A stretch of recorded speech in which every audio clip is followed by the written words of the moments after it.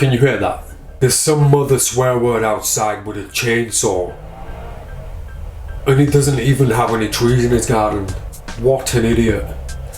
I am Manuel Madison, welcome back. What's my name, Charlie? Hold on a second. Shut up, dude! He's not listening. I am Daniel Madison, welcome back. Thanks for being here. Thanks for choosing to spend some more time with me and Charlie Madison today. This is a pretty cool video, a neat little idea, a way of stealing a playing card from the top of a deck in a kind of modified Tenkai style. Call this one Tenacious. I've included a few little tricks that you can do with this idea too, but essentially I just wanted to share the actual slide, the actual technique. Found it quite interesting, found myself doing it quite a few times, especially now that I've started wearing extra tight jeans. I'm always having to take all my things out of my pockets. In the last video I announced that I'm going to be giving away this very deck of playing cards. It's got a few signatures in here from Susan Sausage. Nothing. So stay tuned, at the end of the video I'll announce a winner. My good friend Bill Caluce from the Expert Playing Card Company sent me a wonderful gift. I've seen these going around on the internet. He sent them out to quite a few different people. These are reprints of the Jerry's Nuggets playing card. Now I have done a few deck reviews on this channel and I was gonna do a deck review of these. However, so many people are getting them and so many people have started reviewing them now. I want to leave that to those guys. I've just watched an incredible deck review from our friend Chris Ramsey. I know Xavier Spade's got a deck review of these too. I'm not going to review them other than saying these are incredible, and I'm so happy that people of our generation are going to get to experience this incredible piece of history. The Kickstarter goes live on the 1st of July. Make sure you're there. I know that Bill's going to make these very affordable so that everybody has a chance of picking some of these up. I know the originals go for an extremely extortionate amount of money. I did have some, I have had some, I have good friends such as Bill, a few other guys who have sent me original first edition decks, but I don't keep decks. I'm not a collector. I don't like to own too many things. When I get gifts, when people give me things, I find the most rewarding thing to do is re-gift and give them on. So I'm going to do the same thing with this very box set as well. Not in this video, a few videos to come, because I want to use these playing cards. That's what playing cards are for. Even the first edition, even the collector's ones, I think, what's the point? What's the point? Just open them up and use them. The playing cards, that's what they're for. Susan Sausage has already signed this.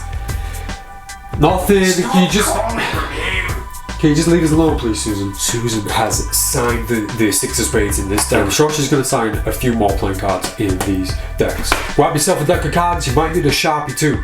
Let's get to it. I'm Daniel Madison, and this is Tenacious. Are my ears deceiving me? Are you talking about chicken nuggets? Jerry's nuggets? More like stupid nuggets. Who do you think you are, making me break character? Who do you think you are? So we're at the exposed angle, a perfect angle to see exactly what's going on now. This is fairly easy, so this should be a quick video, but you know me, I like to go in deep, I like to cover every angle. Right now though, let's take a close look at exactly how this is done. We need a motivation for this steel to look natural, because on its own you can see what's going on. Basically that's what's happening. We're gonna go for kind of a modified Tenkai steel, maybe a direct Tenkai steel. It kind of depends on the situation every time you're gonna perform this. I like to have an object right here because this allows me to have my hand in a kind of a modified Tenkai steel where I can steal this top playing card or top playing cards in a very, very natural manner. So I usually take something out of my pocket, or things out of my pocket that are on the table. Usually the pen is a good idea because a lot of magicians use pens. Obviously Susan has just signed, wow, that's a good magic trick. Susan's just signed her Six of Spades. There we go. So the pen's already on the table. So I'll explain why I use this in a second, why I use my AirPods in a second. But a pen is a great idea. If you put the pen just here like this and make sure the deck goes down next to it about here, now this is the perfect object to use to put on top of the deck. So here's what's going to happen. We've got Susan's card is controlled to the top. Excuse me. had a hair in my mouth. That's disgusting. In the demonstration video, I'm pretty sure the one I showed you was just showing the top card. A simple goosenecking second deal. Put it in the middle, keeping the card on top. And when you put the deck down, it goes here. So the pen or the object that you're going to use is to the side of the deck. Now you could use the box if you want. Obviously that's not the box. You can use the box if you want. Again, I'll explain why. I'm not going to use that in a second. The pen goes here. Now all that's left to do is pick the pen up and put it on top of the deck. We have to ask ourselves, what does that look like when it's done for real? What does the natural action look like? And it looks just like that. Finger one on the thumb, picks the pen up, puts it on top. Notice a discrepancy. My fingers are all open. That's the way that I'm doing it naturally. That's my nature to just pick it up and do this. You kind of move your fingers out of the way to allow finger one on the thumb to do all the work for you. In this case, we have to adapt. We have to change that slightly. So we're going to look slightly unnatural. In a very simple way that's going to go unnoticed, and it's simply keeping your fingers together. This is just going to hide everything from the front point of view. No one's going to see through those big open windows and see a card hanging around in there where it shouldn't be. So when we pick the pen up, our hand is in a natural position, not a natural position, a perfect position to the edge of the thumb here.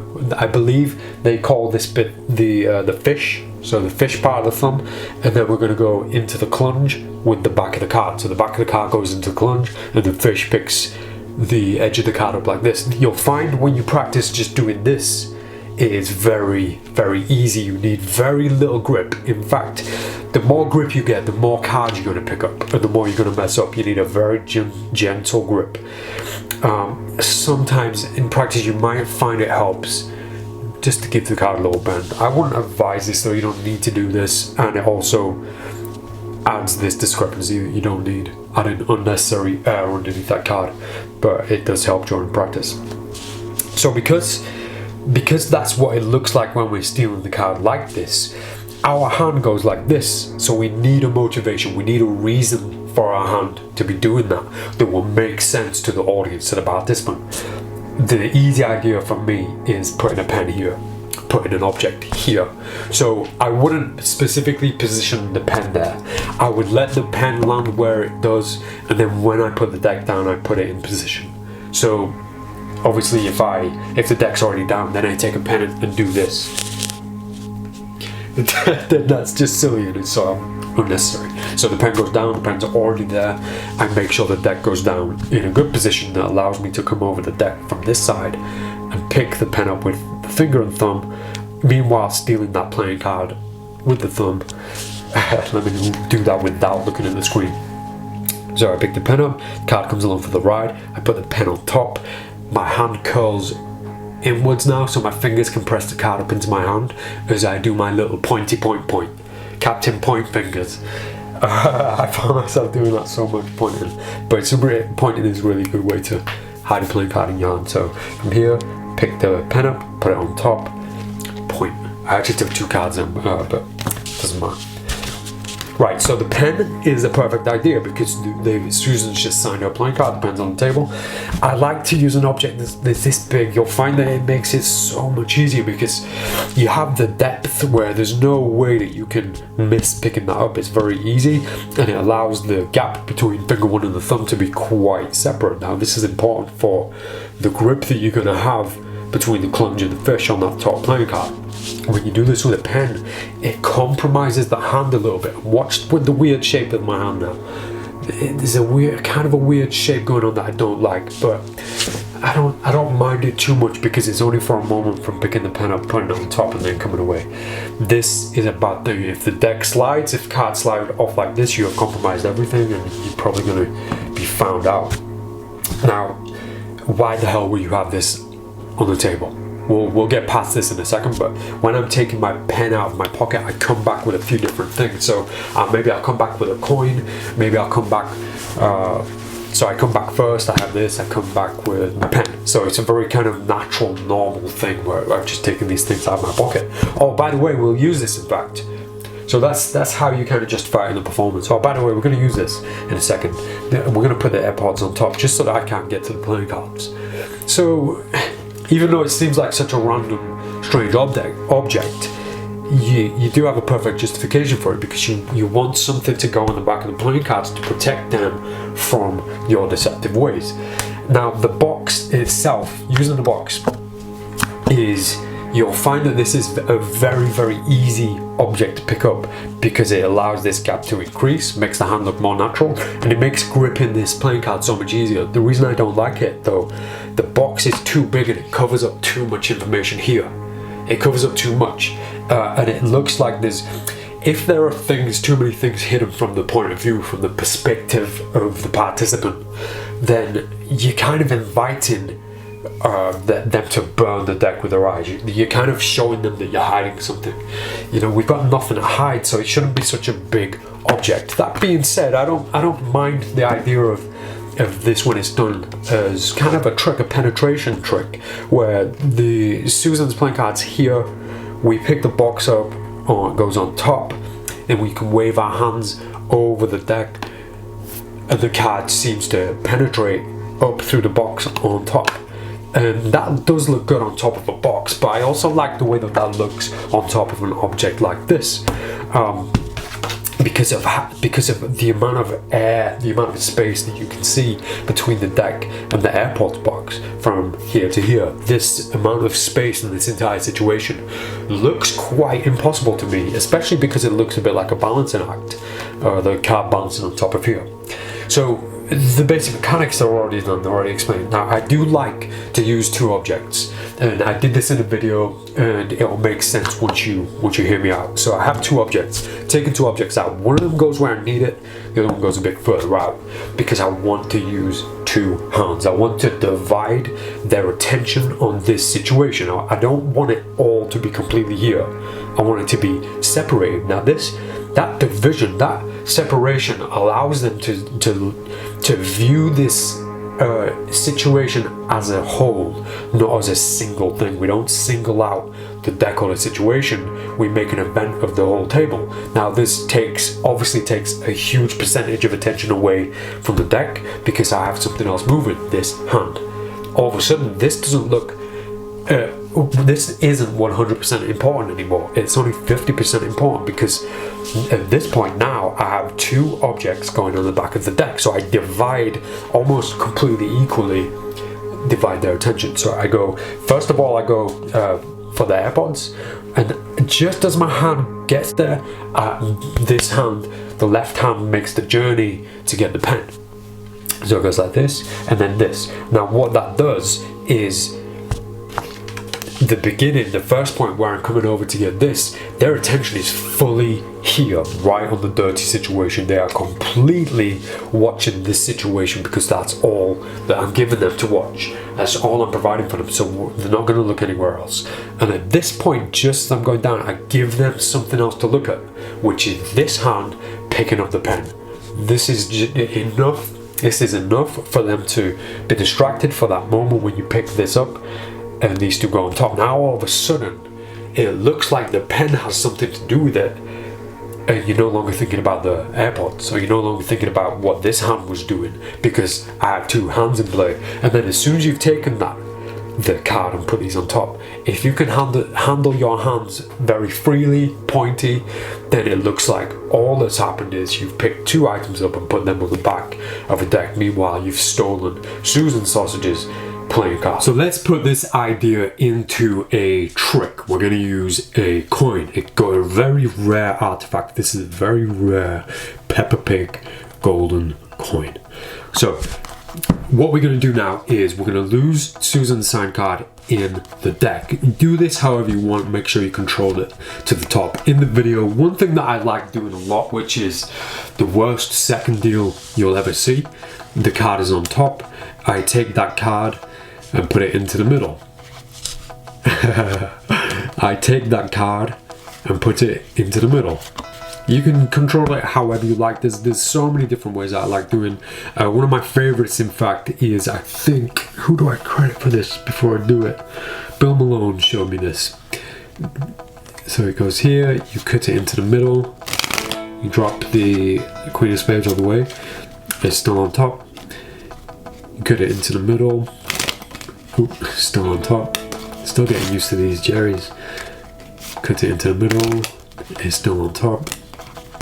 So I won't expose that. I'm sure you can see how I'm doing that though. So we're gonna take this coin, this rare artifact.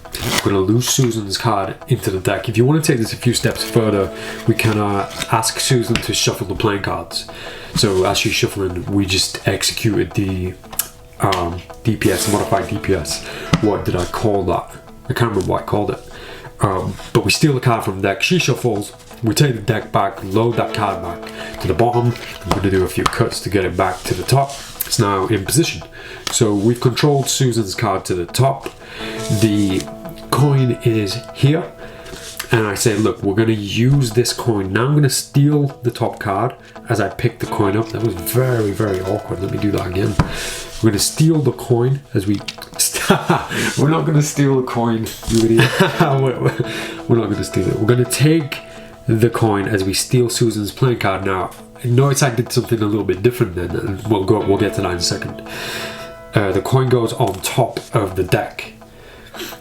I now wave my hands over the top of the deck, drop Susan's card on top, and now the coin has vanished.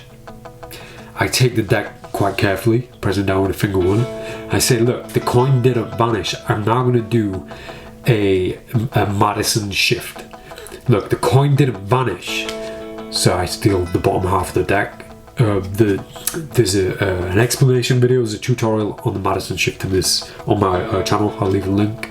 So we do a Madison shift. I steal these. Look, the coin didn't vanish. It went halfway down into the deck, and if we spread through, we can find that it landed underneath the 6 of spades. So, you know, adapting the idea, adapting that move into a trick. Let me run over that a few times because I want to show you a few subtleties that I did with that very trick. We've controlled the cards at the top. The coin at this moment goes here, more kind of diagonally away from the deck. This allows me to steal this card at the very end. So my thumb's actually going to connect with the card here.